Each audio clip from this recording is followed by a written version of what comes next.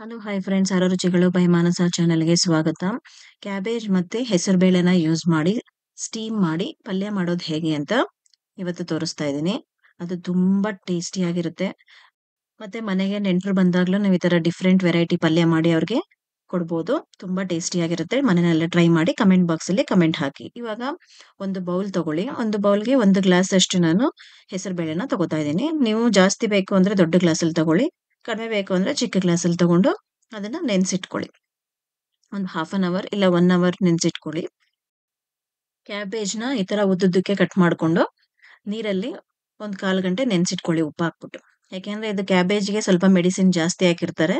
ಅದಕ್ಕೇನೆ ಅದೆಲ್ಲ ಚೆನ್ನಾಗಿ ಉಪ್ಪು ಹಾಕಿ ನೆನೆಸಿಟ್ರೆ ಚೆನ್ನಾಗಿ ಹೊಟ್ಟೋಗುತ್ತೆ. ಆಮೇಲೆ ಇದು ನೀರೆಲ್ಲ ಚೆನ್ನಾಗಿ ಹೋಗೋ ತನಕ ಒಂದು 1/4 ಗಂಟೆ ನೀರೆಲ್ಲ ಹೋಗಿಸಿ ಚೆನ್ನಾಗಿ. ತುಂಬಾ ಜಾಸ್ತಿ ನೀರ್ ಇದ್ರೆ ಅದರಲ್ಲಿ ಅದು ಮುದ್ದೆ ಮುದ್ದೆ ತರ ಆಗುತ್ತೆ ಪಲ್ಯ. ಅದಕ್ಕೆ ಇದರ ಜಾಲರಿ ಪಾತ್ರೆಗೆ ಹಾಕೊಂಡು ನೀರೆಲ್ಲ ಹೋಗೋ ತನಕ ಹಾಗೆ ಒಂದು 1/4 ಗಂಟೆ ಬಿಟ್ಬಿಡಿ. ಇವಾಗ ಹೆಸರುಬೇಳೆನು 1 ಅವರ್ ನೆಂದಾಗಿದೆ ನೋಡಿ. ಈ ತರ ಕಟ್ ಮಾಡಿದ್ರೆ ಉಗುರಲ್ಲಿ ಈ ತರ ಕಟ್ ಆಗ್ಬೇಕು.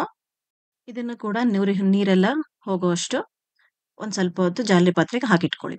ಇವಾಗ ಎರಡನ್ನೂ ಸ್ಟೀಮ್ ಮಾಡ್ಕೊಳ್ಳೋಣ. ನೋಡಿ ಈ ತರ ಒಂದ್ ಸ್ವಲ್ಪನೂ ನೀರಿಲ್ದೇ ಇದ್ದಂಗೆ ಇಟ್ಟು ಸ್ಟೀಮ್ ಮಾಡ್ಕೊಳ್ಳಿ. ಈಗ ಹೆಸರುಬೇಳೆನೂ ಕೂಡ ಇದ್ರ ಮೇಲೆನೆ ಇನ್ನೊಂದು ಪ್ಲೇಟ್ ಇಟ್ಟು ಅದಕ್ಕೆ ನೆನೆಸಿರೋ ಹೆಸರುಬೇಳೆನೂ ಕೂಡ ಇಟ್ಕೊಂಡು ಅದನ್ನು ಸ್ಟೀಮ್ ಮಾಡ್ಕೊಳ್ಳೋಣ. ಎರಡು ಒಂದೇ ಸಲ ಸ್ಟೀಮ್ ಮಾಡ್ಕೊಂಡು ಟೈಮ್ ನೋಡ್ಕೊಂಡು ಒಂದು 15 ಇಲ್ಲ 20 ಮಿನಿಟ್ಸ್ ಅಷ್ಟು ಸ್ಟೀಮ್ ಮಾಡ್ಕೊಂಡ್ರೆ ಸಾಕು. ತುಂಬಾ ಜಾಸ್ತಿ ಸ್ಟೀಮ್ ಮಾಡಕ್ ಹೋಗ್ಬೇಡಿ, ಮುದ್ದೆ ಮುದ್ದೆ ತರ ಆಗೋಗುತ್ತೆ. ನೋಡಿ ಈ ತರ ಲಿಡ್ ಮುಚ್ಚಿ ಇವಾಗ 20 ಮಿನಿಟ್ಸ್ ಆಗಿದೆ.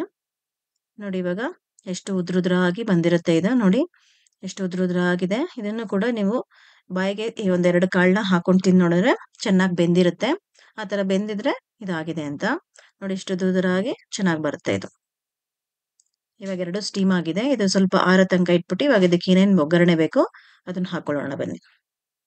ಇದು ಸ್ವಲ್ಪ ಜಾಸ್ತಿನೇ ಆಗುತ್ತೆ. ಅದಕ್ಕೆ ದೊಡ್ಡ ಕಡಾಯಿ ಇಟ್ಕೊಂಡು ಇವಾಗ ಎಣ್ಣೆ ಒಂದು 4ರಿಂದ 5 ಸ್ಪೂನ್ ಅಷ್ಟು ಎಣ್ಣೆ ಹಾಕೊಳ್ಳಿ. ಇದಕ್ಕೆ ಎಣ್ಣೆ ಚೆನ್ನಾಗಿ ಕಾದ್ಮೇಲೆ 2 ಸ್ಪೂನ್ ಅಷ್ಟು ದೊಡ್ಡ ಸ್ಪೂನಲ್ಲಿ ಸಾಸಿವೆನ ಹಾಕೊಳ್ಳಿ. ಸಾಸಿವೆ ಚೆನ್ನಾಗಿ ಸಿಡಿದ್ಮೇಲೆ ಇವಾಗ ನಾನು ಬೆಳ್ಳುಳ್ಳಿ 2 ಉಂಡೆನ ತಗೊಂಡಿದ್ದೀನಿ. ಬೆಳ್ಳುಳ್ಳಿ ಆಪ್ಷನಲ್, ನಿಮಗೆ ಬೇಕು ಅಂದ್ರೆ ಹಾಕೋಬಹುದು. ಬೆಳ್ಳುಳ್ಳಿ ಹಾಕೊಂಡ್ರೆ ಸ್ವಲ್ಪ ಟೇಸ್ಟ್ ತುಂಬಾ ಚೆನ್ನಾಗಿರುತ್ತೆ. ಟೇಸ್ಟಿಯಾಗಿ ಸ್ಮೆಲ್ ಎಲ್ಲ ಘಮ ಘಮ ಅಂತ ಬರುತ್ತೆ. ಅದಕ್ಕೆ 2 ಉಂಡೆನ ಈ ತರ ಜಜ್ಕೊಂಡು ಹಾಕೋತಾ ಇದ್ದೀನಿ. ನಿಮಗ್ ಬೇಡ ಅಂದ್ರೆ ಬೆಳ್ಳುಳ್ಳಿನ ತೆಗ್ದು ಹಾಕ್ಬೋದು. ನೋಡಿ ಈ ತರ ಬ್ರೌನ್ ಕಲರ್ ಆಗಿ ಬೆಳ್ಳುಳ್ಳಿ ಎಲ್ಲ ಚೆನ್ನಾಗಿ ಆದ್ಮೇಲೆ ಈ ತರ ಹಸಿಮೆಣಸಿನ್ಕಾಯಿನ ಒಂದು 15 ಹಸಿಮೆಣಸಿನ್ಕಾಯಿ ತಗೊಂಡಿದ್ದೀನಿ. ಅದನ್ನು ಕೂಡ ಫ್ರೈ ಮಾಡ್ಕೊಳ್ಳಿ. ಅದು ಸ್ವಲ್ಪ ಫ್ರೈ ಆದ್ಮೇಲೆ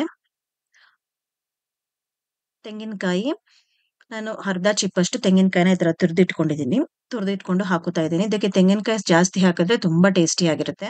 ಅದಕ್ಕೆ ಅರ್ಧ ಚಿಪ್ಪಷ್ಟು ತೆಂಗಿನಕಾಯಿ ಹಾಕೊಳ್ಳಿ. ಮತ್ತೆ ಕೊತ್ತಂಬರಿ ಸೊಪ್ಪುನು ತುಂಬಾ ಜಾಸ್ತಿ ಹಾಕೊಳ್ಳಿ.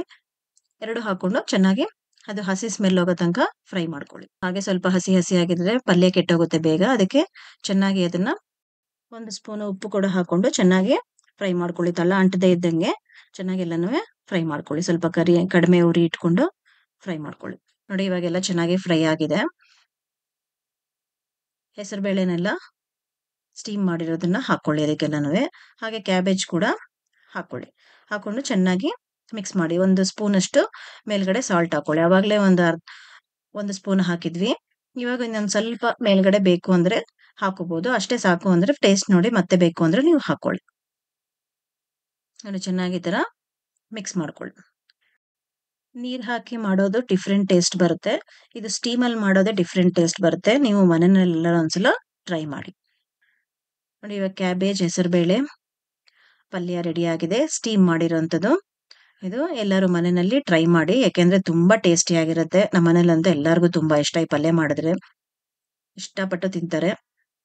ನೀವು ಒಂದ್ಸಲ ಮನೆಯಲ್ಲಿ ಟ್ರೈ ಮಾಡಿ ಕಮೆಂಟ್ ಬಾಕ್ಸ್ ಅಲ್ಲಿ ಕಮೆಂಟ್ ಹಾಕಿ. ಹಾಗೆ ನನ್ನ ಚಾನೆಲ್ನ ಸಬ್ಸ್ಕ್ರೈಬ್ ಮಾಡದೇ ಇರೋರು ಇವಾಗಲೇ ಸಬ್ಸ್ಕ್ರೈಬ್ ಮಾಡ್ಕೊಳ್ಳಿ ಫ್ರೆಂಡ್ಸ್. ಹಾಗೆ ಬೆಲ್ ಐಕಾನ್ ಕೂಡ ಪ್ರೆಸ್ ಮಾಡಿ.